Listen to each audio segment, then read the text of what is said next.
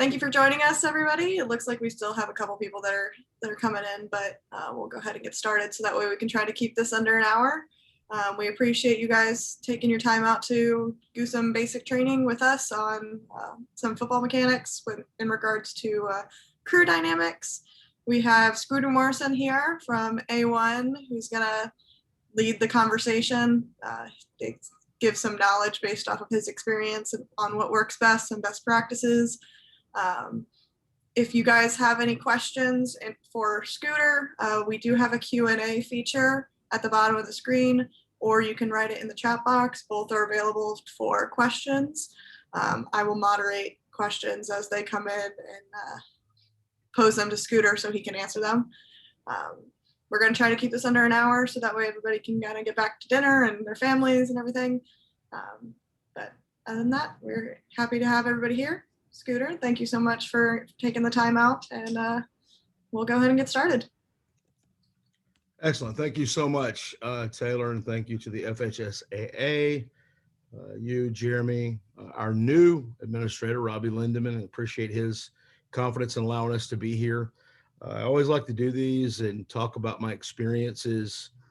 I'm certainly not as chic and polished as some of the other guys guys and gals, the folks who present from some of the other associations with the fancy PowerPoints and all of that. I love and appreciate that stuff so much, but that is not in my skill set. But I want to talk about some of the things that make us successful. Jeremy and I spoke, and I said, Jeremy, what do you want to talk about? And, each local association, they're filled with rules discussions. They're filled with how your association is going to operate mechanically. And the question that I seem to get more than not is, how do I get better games? How do I get better assignments? How do I do this? And the secret to that is being the best you possible. You have to be the best you. And so Jeremy said, let's talk about crew dynamics, what it means. I don't think I know of any person who has ever went out and worked a high school football game right by themselves. Now, I'm not saying it's never happened in the history of the whole wide world, but I don't know of anyone who has. At a bare minimum, you've had 2 or 3 people out there to get through a game, and that constitutes a crew. Now, if you have questions as I go along, I made a few little notes, just kind of things I want to talk about here tonight, and I'll look down at them occasionally, but please ask questions. I would rather answer questions. Now, I want to keep it with the scope of being successful, being a good crewmate, crew dynamics, advancing in my association, things like that. We'll save the new rules, the mechanics presentations, all that stuff for those presenters who are going to do that. I don't want to get into their areas of the things they're going to present and the things that have already been presented. Each week, each crew that gets assigned, no matter how it happens, has one job and one main prime directive only, and that's to get through this game with this crew. You have a crew, whether you're the low man on the crew, the new guy, the rookie, the veteran, the referee, the clock keeper, whoever you are, we have to get through this game with this crew. And how do I do that? The first thing I have to do is be a good crewmate. I have to be a good crewmate because if I can't be a crew is made up of great and good individuals who are dedicated to getting through the game together. Sorry, there we go. I had a screen malfunction right there for a second, so I apologize. So I'm aware in the state of Florida that we have associations, and associations have different ideas about what crews look like. Some associations work in a same crew every week, and these crews stay year to year, and you work to get on a crew. That's one way of doing it. That way has its benefits and it has its detriments. There are things that are good and things that are not so good about that system. There are crew who never work on the same crews all year long. They literally work with different people every Friday night. The assigner just puts names in spots, builds a crew for each game each week. And that has benefits, but that also has detriments as well. And then there's some places where where it varies. You kind of stay with the same crew, but on the really busy nights, we got to move guys here and there, and I may have different folks. and that has its pluses and minuses as well. But no matter what type of crew you work on, there are some things and certain things that we can do to be successful. All right. The first thing is you got to be a leader. You are a sports official. You have to have a little bit of leadership ability about you. All right. You have to have a little bit of get up and go, a little bit of initiative to be out there. And the key to success through this whole thing is communication and effort and things like that. But you're going to hear a theme over all the things I talk about tonight. Communication. When does it start? It starts every day, especially in the off season. That's when you should be recruiting new information. I can't tell you how many times during the season, baseball, basketball, football, whatever season it is, as the president or a signer or whatever role I'm playing, or just an official, people walk up to me and say, hey, I want to become a referee. Well, anybody that knows anything about this, you don't just become a referee overnight. A football official's journey from the time they walk on the field and they work hard to the time that they can get out there and successfully officiate a game and kind of have a clue what's going on is about 3 years. That's about how long it takes to see the game in real time. About 3 years. It doesn't just happen overnight. And more often than not, some associations in some places in the country were failing at retaining those officials through that 3-year process for a variety of different reasons. And some of that has to do with we put too much on them. My friend Michael Parks always says, keep it simple, stupid. Don't put garbage in the game. Well, I would say that about your crew too. Don't put garbage in your game. Be a great communicator. All right. Be an absolutely good communicator preseason. Get officials signed up now. Get that friend of yours that's been talking to you about it in line now. One of the things I started last year is all the people that come up and say, I want to be a umpire, referee, whatever it is. I actually started keeping a little note. And I know now that back in the spring of the year, I need to contact these folks. Later in the year, I need to contact these folks and get them signed up and get them going. Because once the season started, it's too late. All right. Communicate with your assigners early, preseason. Hey, I got a new job. I'm not going to be available on Wednesday and Thursday nights this year for JV or freshman ball. I'm only going to be able to be ready on Friday nights. Or, hey, listen, I took a job that makes me work Friday nights, but I can still do the JV and varsity season. That communication is important. But not only your availability, the signers have such a tough role. And for anybody who assigned any sport in 2020, you qualify for a medal of honor or something. At every level, from the college down to Little League, it's been insane. So be a good communicator. Not only communicate your life changes, your job changes, your availability changes, communicate your goals, your aspirations. Hey, I've been doing football now for 4 years at the high school level. I went to a little camp in the off season that some college guys put on in another area, and I'm interested in getting to the next level. Could you please work me with some college officials so that I can get exposure and be around them? Could you please mentor me or partner with a college official? Or, hey, listen, I've been around a long time. I've been working back judge for 20 years. I think I want to move up to the line of scrimmage, or I want to move to umpire, or I want to move to referee. Communicate those things with your referee. Referees aren't mind readers. Signers. I'm sorry. Signers aren't mind readers. You need to communicate with them so they can make your experience and your game experience and your season experience the best possible. So be a good communicator. Let them know what your expectations are of them. Do you know it's okay not to have expectations? Hey, I really want to work as many JV games as I can to get the most snaps in that I can. Or, hey, listen, my knees ain't what they used to be. I don't know if I can do 4 games a week anymore. Those are real talks that you have to have with your assignment. Communication must also be present in your leadership. As members of the associations or groups, you should know who the people running your division are. And if you have one person sitting at the top making all of the assignments, making all of the decisions, and being the great grand poobah, You probably don't have a great group. You have a great grand poobah who handles it all, but you can never be bigger or better than that one person. They just handle it all, right?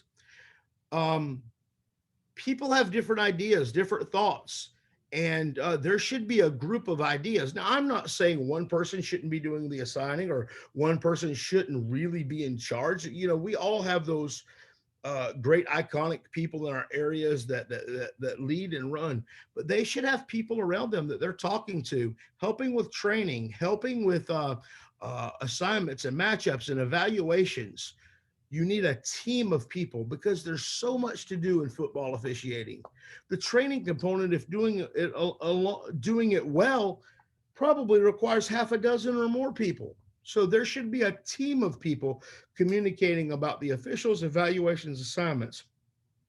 And you, the officials, we, the officials, should know who those people are so we can communicate with them. All right. Maybe you can't talk to the assigner always if you're a part of a huge association, but you can talk to one of the people in the circle of influence that's part of those discussions. It cannot be one person. Training. To be a good crewmate, you have to be part of training. You cannot see your first snap on August 19th. It just won't work like that. With the new age of training facility or training ability with these Zoom calls, this very call that we're on right now is evident that, man, we can get together day, night. We can record things that people can watch on their own time, and it requires nothing more than a computer or a phone. So please get people involved in your training so that they can train at home. They can watch videos at home. Thank you for all you are here. If you're on this call right now, and there's almost 100 people on this call right now, you're trying to be better. You are doing what it takes. The reality is these calls should be full. 80-90% of the officials of the state of Florida should be on these calls because training matters. Getting around the information matters. Knowing what's expected of you come the season matters. Be part of it. Another great idea, a local association called me here recently in another sport and said, hey, Scooter, we love what you're doing in this sport with your training. Would it be possible to allow some of our officials to attend your training via Zoom? Absolutely. If you have a good working relationship with another assigner or another group, or you're a small association in the state, and there are some, piggyback with another group. If you don't have great training in your group, send them to a group who does. Some of our large associations, the West Coast guys, the CFOA, our guys in the middle, these large associations, they have some really, really big and talented groups of people that do their training. Call their booking commissioner, call their assignments officer, call them and say, hey, can I get involved in what you're doing? Can we send our officials? Imagine that if we just helped one another. That's a creative way to learn more. So piggyback off of one another. All right. You must be involved year round. You can't just wake up one day and I'm gonna go referee football. Well, you can if you've been around half a dozen years and you've learned enough just to get by, but you're not a good crewmate. This talk is about being a good crewmate. Everything I'm saying is getting you to being a good crewmate. If you're just showing up the night before your first game and, all right, well, heck, I got to go find a whistle. I got a game tomorrow. You're not being a great crewmate. You're never going to have a great crew because you're going to be the hindrance. And no one really wants to work with that crewmate. All right. So be involved in training, be involved year round. If you're going to have a good crew, individuals must commit to being the best members of that crew that they possibly can be. Individuals must take responsibility and say, if I want to be on a good crew, I'm going to be a good crew. All right. And what does that mean? How to be a great crewmate? I'll go into some of that stuff here in a minute. And if you have questions along the way, get in that chat box down there, get in that Q&A box, type them in. At the end of the little talk here, I'm going to stop for a little bit and try to go through some of the questions that you might have asked. I don't want to stop and break and do Q&A in the middle. I want to get through what I've got, but please, if you think of something, please ask. Also, you can find me anywhere, Facebook, social media, my email address, my phone number is published. Text me, email me, and I will answer any questions off of this that I possibly can. If I can't answer your question, I'll get to somebody who can. All right. But being a great crewmate, how do I be a great crewmate? Because I have to be one to be part of a great crew. Because a great crew, and I'm not great, isn't a great crew. All right. First thing you have to do is be a great communicator. We've talked a little bit about that. You've got to communicate with your crew. You have to communicate with your assignment officer. You have to communicate with everybody you can in a very, very, very thorough way. All right. You have to have readiness in every aspect of your game. You have to be ready for whatever comes your way. One of the greatest tools of great sports officials in any sport, one of the greatest attributes you can possibly have, from little league to the big leagues, from tiny mites to the NFL, is adaptability. Adaptability will give you opportunities, and opportunities open doors. Are you ready? Are you ready on the field? Are you ready off the field? So many times, great officials have come along and they've had all the tools. They run like deer. They look the part. They grasp the rules. They see everything they need to see, but they can't get their off the field life right. They show up to games 10 minutes before kickoff. They turn back assignments.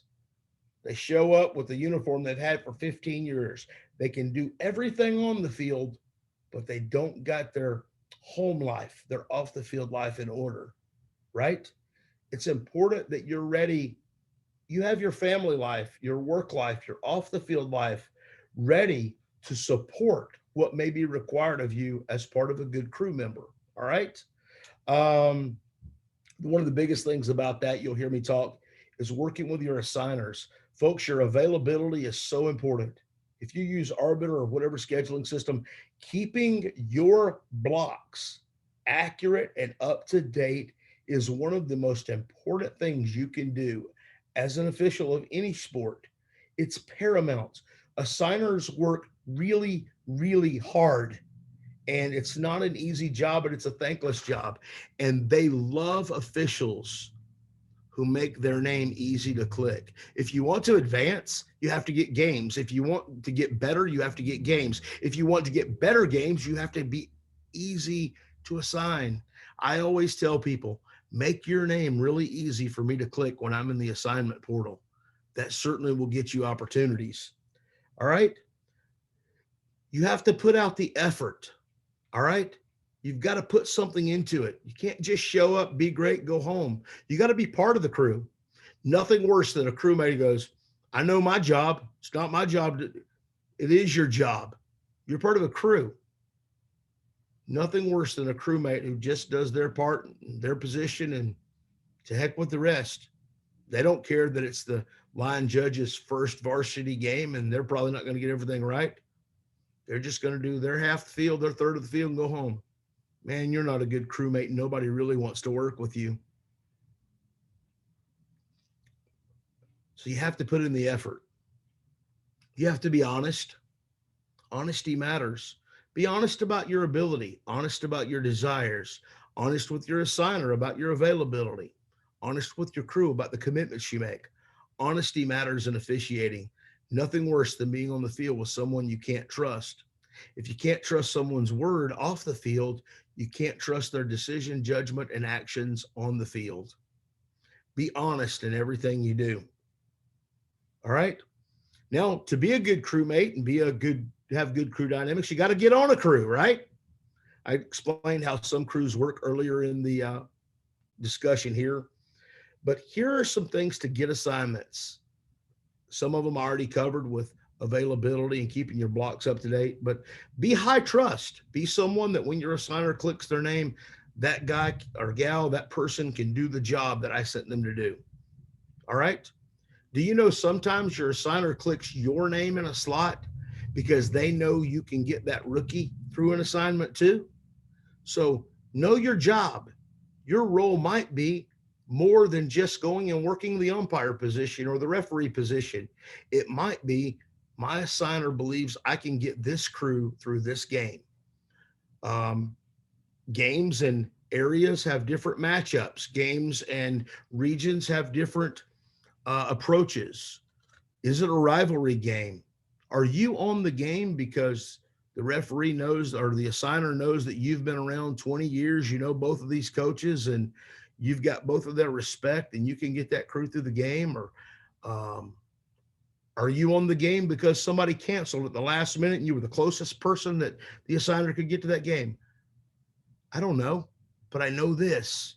I must communicate, and the assigner trusted me enough to put my name in the slot. So I have to maintain that assigner's trust through the season. So be high trust, be low maintenance. I talked a little bit about that. Don't turn back assignments. Get there early. Show up, show initiative. All right. Show the idea or show the mindset that I want to be here and I want to be involved and I want to be a good communicator. The arts concept. Availability. If you're not available, we can't schedule you. Refability. Can you do the job? Trustability. Can we trust you to do the job? Schedulability. Have you done a good job with these schools and these matchups in the past that we can put you on those games? The arts concept. My friend Michael Parks taught me that, and I appreciate him for that. I love it. It makes a lot of sense. All right. Now, you're the young person. Jeremy and I talked about this. The high school training initiative has put in a lot of things that to recruit officials, to get new officials. And we need them. We need them a lot. It's not an easy road to become a high school official. It takes a few years to learn how to do this. How do we become successful at that? Young officials, you have to do your part. I'm going to sound a little bit old, a little bit condescending, and probably a little outdated and not politically correct, and you might call me Karen or whatever you want to call me. But I still come from the old school. You got to earn your spot. Okay, if you want my spot, come take it. I'll give it to you. I don't not want you to be better than me. I do. I actually want you to be better than me. I want to say that I helped that person get where they were going. But don't come in here because we're a great football player. You did this and you just think you're going to get it. You got to earn your spot. You got to work. You got to put in the work. You got to go referee Pee Wee Tiny Mite football on Saturday and listen to screaming parents. You got to get out and do the reps. If you don't get a high school assignment, every community newspaper in the country has a list of the Friday night football games in the area. You need to be at one of them. You need to be in the locker room. You need to be with the crew. You need to be on the sideline. You need to be talking to the crew chief. You need to be talking to the athletic director saying, can I hold the chains? Can I sit in the press box with the timekeeper? Can I come to the pregame? That's how you get involved. That's where you learn. You will learn more by being around it in your first few years than you will actually on the field doing it. That's a fact because you're interested and engaged. On the field, you're just trying to keep up. So you have to get out there. You got to work the chains. You got to work the clocks. You got to go shadow officials. You got to show up the games that you're not getting paid for. You have to do those things. That builds that high trust I was talking about earlier.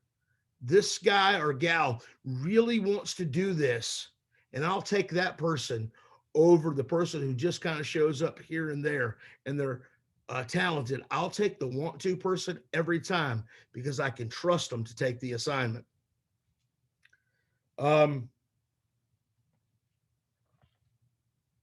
Do what it takes to get in where you fit in. All right. Find a referee that says, hey, will you be my mentor this year? Even if I don't have a game, can I come to your pre-games? When I watch things, can I take notes and send them to you? Anytime a young official, and let me tell you something, veterans, you veterans here watching, you crew chiefs, you assignment officers, you presidents, you referees, listen to me. When these people are showing interest, you have to engage them. They can't be a bother or a nuisance. You have to involve them, okay? When you call me and tell me you're going to come to my game, because I put that out there, and I send a crew email out on Tuesday night for my Friday game. And if young people are coming to my game to learn, I give them a job. Hey, I want you to go over one rule from section 4. Bring one rule question from section 4. I engaged them. I made them part of the crew. All right. There's a job that needs to be done. Hey, they're on the sideline. You're carrying the spare radio. We got you on radio with us. Get them involved. They have to be part of the entire process to develop that drive to want to be out there with you. You have to involve them. All right. We need them. All right. For the mid-level official, earn your next assignment. Folks, get out there, especially with this pay raise, man. It ain't awful on a Friday night now. Okay. Get out there. You still got to earn your next assignment. Get out there and show them on Thursday night at that JV game why you got that spot Friday in the big game on Friday night. Show them that you earned it. I tell people all the time, you want my game, come take my spot. But you better do it better than me. Not saying I'm great. There are a lot of folks out there better than me. Not saying I'm the man. I'm not. But I found a way to be successful that works for Scooter Morrison. And I want you to find a way to be successful for you. And I want you to be better than me. Earn your next assignment. Don't just expect it. I love that. Earn it. Don't expect it. That's a way to be a good crewmate, because everybody on the crew then knows that guy deserves to be here. That gal deserves to be here. They deserve to be on this crew because they earned it. They worked hard. Assigners, assignment officers, presidents, booking commissioners, assignment committee members, take notes. You are hurting sports officiating by not rewarding the earners. Just because somebody's been around 20 years and they get the, just because someone's been around 20 years and they get the 5, 6, 7 games every year, because you need them. And you got that young person that's earning it, you got to step up and tell that veteran that somebody's taking their spot. That's how we're going to grow. One of the reasons we're not retaining long-term in the younger portions is because they don't see a pathway to success. You have to give young people a pathway to success. You have to open doors for them. Some of these young folks are hungry and they want to get to the top, and you've got to show them a way, not just, hey, you want to be better than me, and that's it. Yeah, I say things like that, but I also show them the way and say, if you want to be better than me, come get beside me and let me show you how to do it. Come get in the locker room with me. Come get in the training session. Get in the rule book. Get ready with me so you can get where I am, and then I can help you get further than I am. We have to invest in these young people. To be a good crewmate, we have to build great young people and get them on our crews. All right? Take care of the little things. The big things take care of themselves. Enough trouble will find you in any sport. Enough trouble will find you in any sport. Why don't you take care of all the things that you can take care of, so that the things that are going to creep up on you, you can have the opportunity to handle them? You should never get to a field not know what's in your umpiring bag, your referee bag. You should never not double checked it. You know what? The shoelace is going to break right before game time every time. It's never going to break because that's the only time you put your shoes on, right before game time. It's going to break right before game time. Did you leave enough time to change the shoelace, and do you have a spare shoelace with you? Manage all the little things in your life and in your career well, Create little ways to success in everything you do so that all the things that creep up on you, you got time and ways to handle them. All right. Double check everything, including assignments. When I do assignments in other sports, I get so excited. I have a couple of officials, I just love them. And I click their name as much as they can because they take care of me. I get that phone call. Hey, you have the game at ABC Park at 7 p.m. The school website says the game's at 6:30 at the high school stadium. Now I'm on the phone with an athletic director going, hey, what's up? Do you go on and actually look on the school website and see where the game's being played to double check your arbiter assignment? Do you know arbiter assignments are put in by people and people make mistakes, and it happens all the time. It's not crazy. It's just human error. You could prevent a catastrophe by not going to the wrong school or something like that by simply checking game time and location. Every email correspondent should have that information for the crew in it. Communicate the little things, communicate everything. Don't just say, hey, I'll see you at the yard. I'll be there at 5. What yard, where, and what time's kickoff? Because is that 5 o'clock for a 6 o'clock kickoff or 5 o'clock for a 7 o'clock kickoff? Communicate everything. All right. The other thing I want to talk about is how to be successful and be a good crewmate is know your role. Why are you on the crew? You have to know why you're there. Are you a crew chief? Are you the leader? Are you the referee? Are you the veteran? Know your role and step up. Another concept I want to say to you booking commissioners, to you assigners, to you presidents, to the people running these groups. If you got referees out there doing it, I mean, crew chiefs, they're leading, they're nailing it, then you need to get your next wave of referees under them. You need to get those people as the headlines and the line judge, umpire, back judge. You need to get your next wave of referees under them to teach them how to do it. All right. And if you've got referees out there that aren't doing it, they're not being good crew chiefs, you need to reimagine what you're doing and learn a new concept called crew chief. When you work for our group, you may be the white hat, but you might not be the crew chief. That just may be the position you work. It's no secret. We need officials. We need people out there. And some of you guys are getting assignments just because you're available. You're not putting in the work, but we need you. Well, if you've got a young head linesman or a young back judge or umpire, line judge that's working hard and putting in the work and will do a good pregame and get the crew together, don't be scared to tell the referee who's not doing it, this is the crew chief on that night. You're the referee. You're going to work all the referee mechanics and positions, but this person is going to lead the crew until game time. All right? Boy, you're going to step on a few toes, but you're going to make people earn it. If you want the assignments those guys get, you have to do what they do to get them. Referee, you referees who are doing it, don't be a one-man show. You're not helping anybody. I remember being in the crew back. I came up as a back judge, and there was a particular referee that I literally had rather chew on 20 penny nails than be on his crew, because you had to be there for 2 hours before the game. You received a folder with a handout that had the same pregame on it that had been on it for 20 years.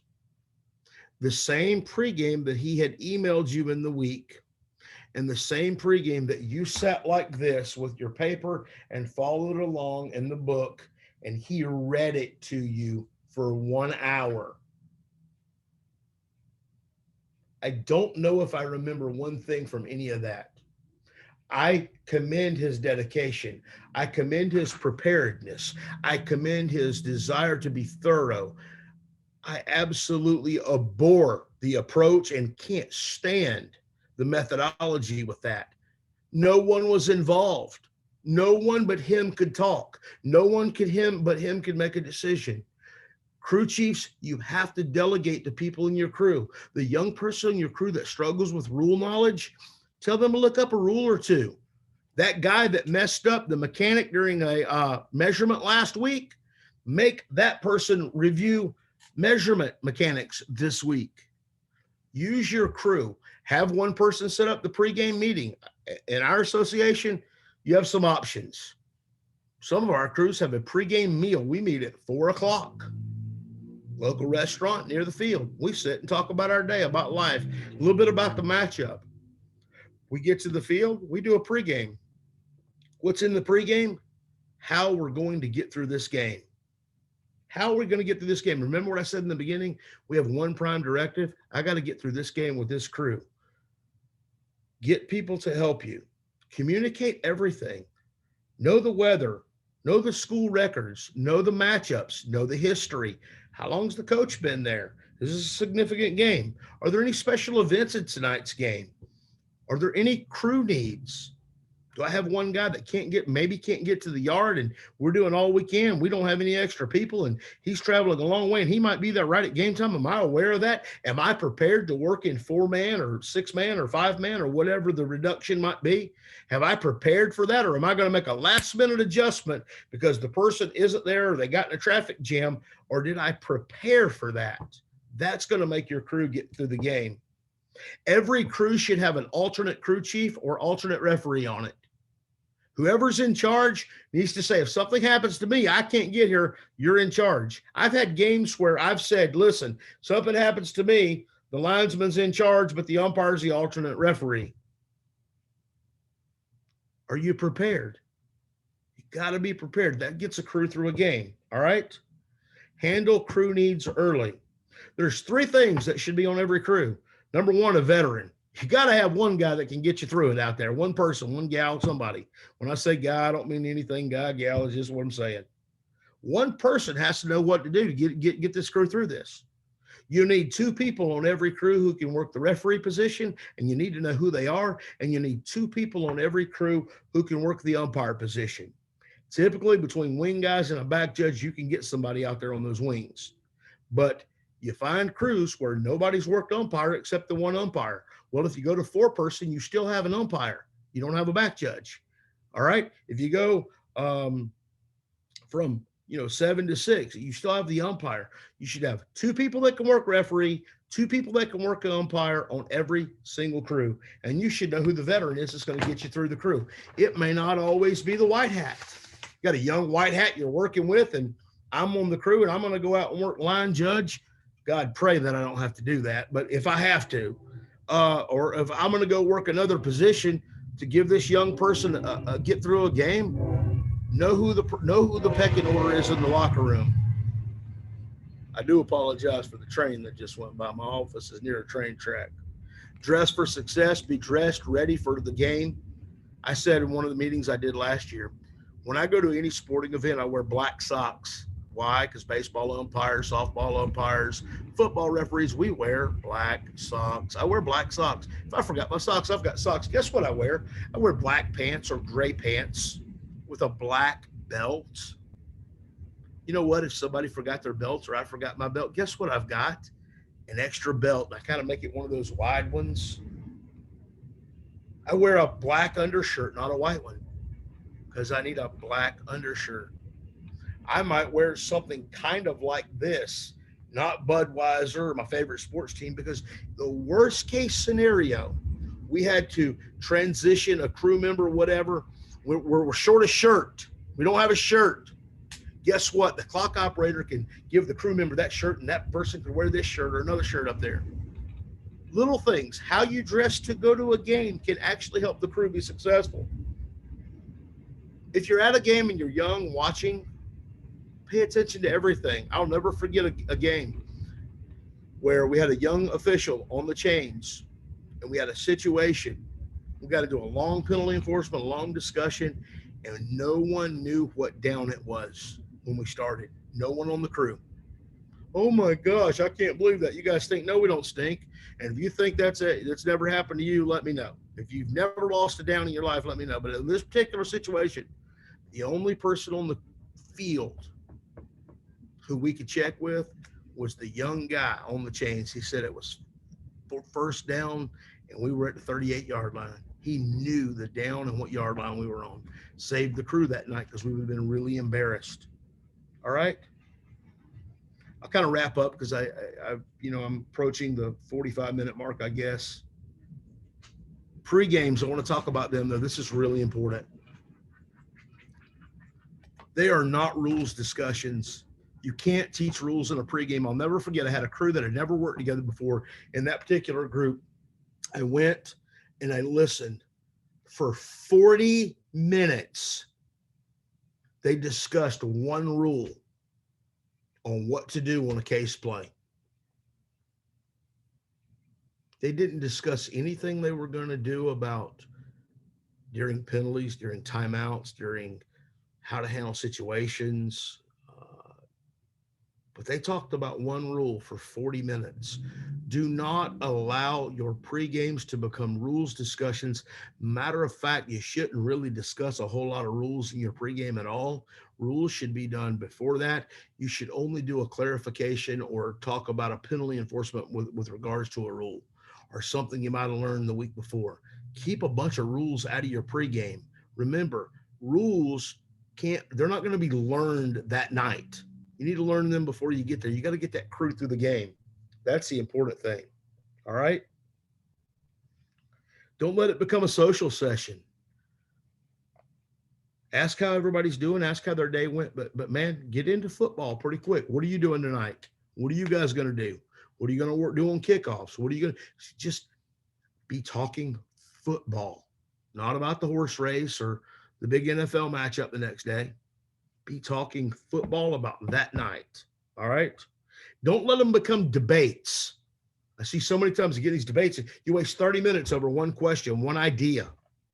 All right. You need one thing. How will this crew get through this game? Whether you agree on a PSK penalty enforcement on a play that may never happen in the history of football, sure, it might happen in your game tonight. You never know that. But statistically, you're going to have 4 downs, first downs, turnovers, change of possessions, kicks, punts, field goals, running plays, passing plays. You're going to have a football game. 99% of the things that happen at football games are football games. Get ready for a football game, not the crazy, weird thing. You can get grace because you messed up the crazy, crazy, weird thing. You can't get grace because you missed a down. You can't get grace because you enforced 3 penalties wrong. Work on the fundamentals of getting a crew through a game. All right.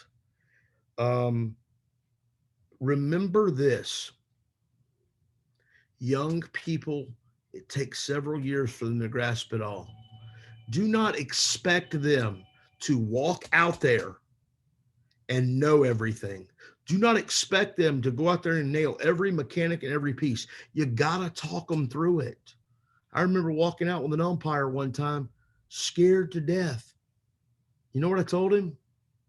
I'm going to tell you where to stand on every non-scrimmage play, kickoffs, punts, things like that. You have 2 jobs tonight. Go find the football at the end of the play and put the football down where the linesman or line judge tell you to put it down. If you do that, we're going to get you through the game. If you see some absolutely egregious foul that Ray Charles knows is a foul, just throw your flag down. Guess what? They got through the game with confidence because I didn't overcomplicate it. I didn't tell them about 5 to 7 yards and move here. No, I told them to stay safe. You keep yourself safe. Go find the football and put it down. Guess what? They got through it and they had confidence. Don't muck it up with a bunch of stuff they can't comprehend yet. Give it to them gradually. Let them learn. Let them learn game to game to game. Give them a little more responsibility each game. All right? So work hard with these young people. Help them get through it. Don't put garbage in your crew. Don't put garbage in your game. All right? Keep it simple, stupid. KISS method. The The last thing I want to say is the crew has to, I've told you, to be a good crewmate, you got to be a good crew member. You got to do everything you can. You got to do the little things. You got to be involved. You got to be all this stuff that you got to do, right? And you have to do all that to accomplish the prime directive. The prime directive is to what? Get through this game with this crew, right? Here's the things you have to get through right here. If you mess up the weirdest, goofiest play ever, you can get grace on that. Man, coach, I messed it up. I've never seen that play before in my life. I'm not saying we should take that as a passive excuse. I'm not saying that somebody on the crew shouldn't know how to handle it. I'm not saying any of that. I'm just saying if I've got to miss something, I want to miss the weirdest play that's ever happened. We got guys out there, oh, I know every rule and everything in the world, but you don't get the simple stuff right. You must get ball rotations right. Why? They're all watching. And when you follow that up, they all see it. Ball rotations are one of the key things when I'm evaluating a crew. I don't care what test scores you got. I don't care how many years you've been on the field. If you can't rotate a football in and out of a football game effectively and smoothly without it being all over the ground and going the wrong way, if you can't manage ball rotation, I don't have a lot of confidence in you. Get ball rotations right. You mean I'm sitting here listening to Scooter Morrison tell me that ball rotations are important? Yep, I really am. It's one of the number one things I watch. Can they get ball rotation right? Preferably a 3-ball rotation. For those of you that don't use it, I don't know why. You have to dead ball officiate well because everybody's watching you. There's no action going on. You got to get the dead ball stuff right. Be great dead ball officials. Man, you can miss that little holding right there on the corner on the end during a live ball crazy play with trips on your side. Nobody's going to say a whole lot. They're just going to yell and say you missed it. But you miss something big that happens dead ball and the whole stadium and everybody's seen it, but you didn't see it. You can't get out from under that. And the video will show that. You got to be able to beat the video. After a score, when I'm evaluating crews and I watch crews on video, I watch what they do after a score. It has to be impact. It has to look good. I see guys that get a score and everybody just kind of scrambles and it looks awful. Have a plan. Sweep the sidelines. Go to your position. Look mechanical. Some crews get together and meet right after quickly. I'm not crazy about that unless we have to, especially now with radios. But have a plan after scores. They're all watching you. Everybody's watching you after a score. All right? Keep the game moving. One of the biggest things that drives me and people who evaluate nuts. We have a score and it's 4 minutes till we kick off the next kickoff. That's totally unacceptable. Get down there, get them moving, getting in position, get them out of the huddle. The other thing that blows my mind, I'll say this, I'm not going to get into it because that's somebody else's talk later, but after a change of possession, it's like an automatic timeout. It's not. Get your team on the field and get them out there and get them going. Probably the most two important things you can do are, number one, penalty enforcement. If you look like a Barnum and Bailey sideshow during penalty enforcement, the coaches, the fans, the people, the assigners, the game doesn't have confidence in you. You got to look sharp during penalty enforcement. And the last thing is have quality of fouls. No one came to see you throw your yellow flag. No one cares. Not one person. Nobody cares about every rule that you know. They care if you can manage that game. Wrapping up, I'll say this. I hope I talked about something you can put in your game, something you can put in your association. My true heart, who I am as a person, really just wants to see everyone be as successful as they possibly can be at this. You can't find and do what works for me. You got to find the way that works for you. My friend John Magnuson once said this: officiating isn't math or science. Yeah, there's distance and angles and rules and formulas, but it's art. You have to take the canvas that you have, the game, and the paint you're given, the crew, and make them work together. Um, and that will dictate your success. Can I manage the game that I've been assigned with the crew that I have, and can I be a good crewmate? Those are the things that are going to get you your next assignments. Those are the things that are going to move you forward. And I hope you can take some of this and use it in your officiating career. And if you have any questions, let me know. I'll wrap up in the interest of time. I could talk all night long. If there are any questions, let me know. I'll be glad to answer them. It does look like there's one in the Q&A. Fred asked if you could recap the ARTS concept acronym again. ARTS. Well, the ARTS concept came from our friends at Miracle Strip. They use that a lot, and I learned it from Michael Parks. And the ARTS concept says, when it comes to scheduling and assigning, A is for availability. If you're not available, we can't schedule you. R is refability, the readiness of an official to be ready to officiate that contest.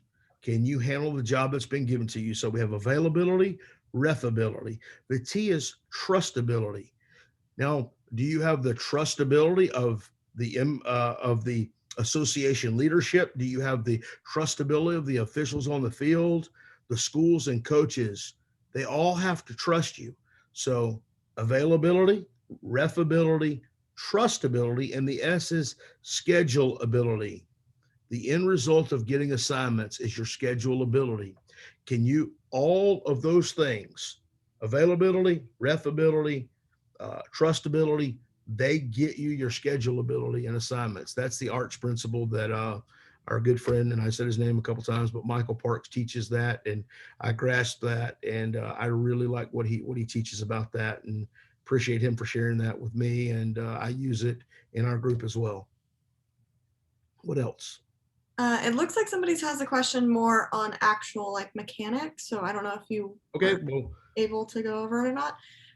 It just says the runner jumping over the defender. And I'm going to pass on that. Not that I can't answer it, but I do know that we've got speakers lined up to discuss rules and things of that nature. If the person who's asking the question wants to send it to me, I'll gladly send you an interpretation. But I'd want to respect my fellow webinar host who is going to do this, and they can cover that in some of the mechanics things. I just wanted to talk about being a successful official, a successful crewmate, a successful association. That was kind of where crew dynamics and building crews and things like that. And I just want to stay in my lane with all due respect. And I appreciate the question, but I'm going to let those guys handle that. Who's going to cover that in their regular session? Sounds good. Just have to make sure you tune in for the next training session. Yeah. The answer to that one. Mike Marks said he doesn't appreciate you calling him a friend, by the way. Another one is there a FHSA minimum amount of years for a rookie official to be assigned to a high school crew? So I'll just in regards to administration, the answer is no for regular season. A first-year official can absolutely be assigned to a varsity crew if the assigner thinks he is able and ready. Typically, it does take a couple of years to be a varsity official. If you're talking about postseason, that's a different story. But for just a regular varsity crew, then no, there's not a minimum amount of years. Every group has their own, so I'll speak to that as a president and a booking person, assigner. Every association, some associations have criteria that help dictate their assignments. I've got one that I really love. If you can do it, we're going to put you out there. If you show up on day one and you're just great, you don't have to be around a certain number of years. You just have to have our trust. And if we believe you can do the job, we will put you out there. Other associations are different. You got to be around 5 years and you got to pay your dues. I believe you got to pay your dues. I talked about that earlier, but ability is over everything. I have a responsibility to those contracted schools and to the FHSAA, whose name I put on my shirt and hat, to put the best available possible official out there. And we're going to do that in our group. And hopefully other groups are doing that as well. Any more? I don't see any more. We can always just leave a little bit of time just in case there are any more that want to write in the chat box or write in the Q&A. But in the meantime, I will thank you, Scooter, for all your words of wisdom. I know you always have just nuggets of gold when it comes to these kind of trainings. So I do appreciate you taking the time out of your Wednesday to come speak with us. For everybody else, we will be hosting more of these leading up to the season. So be sure to be looking at your emails for the registration links and everything. If you have any questions in regards to registration, anything like that, I'm going to put my email in the chat box so that way everybody can see it. You can always email me in case you have any questions in regards to registration or testing or anything like that. But not seeing any more. So there was one more about mechanics, but we'll leave it to one of the later ones, but we'll make sure to, I'll write it down so that way another presenter can speak on that. Okay. Sure.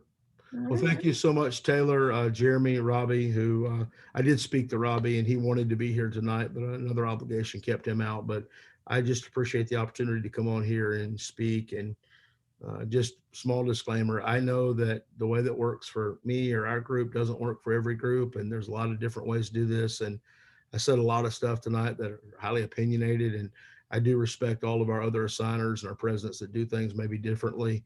And but the big deal is just let's all keep working hard, keep working together to get better and put the best product we can out on the field. And I just appreciate the opportunity to be here to share some of my views on it. Absolutely. Thank you again. Thank you to everybody that took their time out to come join us.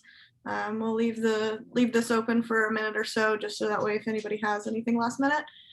But it is 6:56. We're about to hit the hour mark. Want everybody to get back to their night. So I guess we'll just go ahead and say good night to everybody.